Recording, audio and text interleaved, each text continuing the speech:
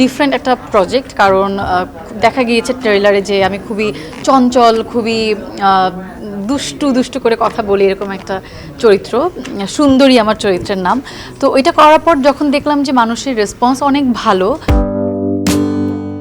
ছোট পর্দার গ্ল্যামারাস অভিনেত্রী সাদিয়া আয়মান অভিনয় দক্ষতা ও পর্দা উপস্থিতির মাধ্যমে অল্প সময়ে দর্শকদের ভালোবাসা অর্জন করেছেন তিনি। সম্প্রতি একটি অ্যাওয়ার্ড অনুষ্ঠানে উপস্থিত হয়ে নিজের অভিনয়, নতুন কাজ ও ভবিষ্যৎ পরিকল্পনা নিয়ে কথা বলেন সংবাদ মাধ্যমের সঙ্গে। সাদিয়া জানান, বর্তমানে তিনি নতুন একটি নাটকের শুটিং নিয়ে ব্যস্ত।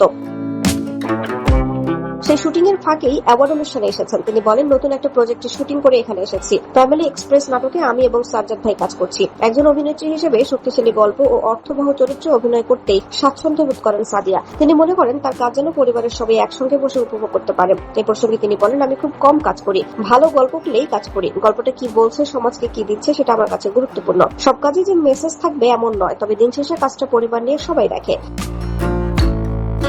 আমি চাই বাচ্চা থেকে শুরু করে সব বয়সের মানুষ আমার কাজ দেখতে পারুক, পাশাপাশি আমার চরিত্রে কি ধরনের প্রভাব আছে সেটাও খেয়াল করি। বড় পর্দায়ও নিজের অভিনয়ের মাধ্যমে নতুনভাবে দর্শকের মন জয় করতে চান এই অভিনেত্রী। এ বিষয়ে সাদিয়া বলেন, আমি এখন পর্যন্ত 2টি সিনেমায় কাজ করেছি এবং 2টি ভিন্ন ধরনের চরিত্রে অভিনয় করেছি।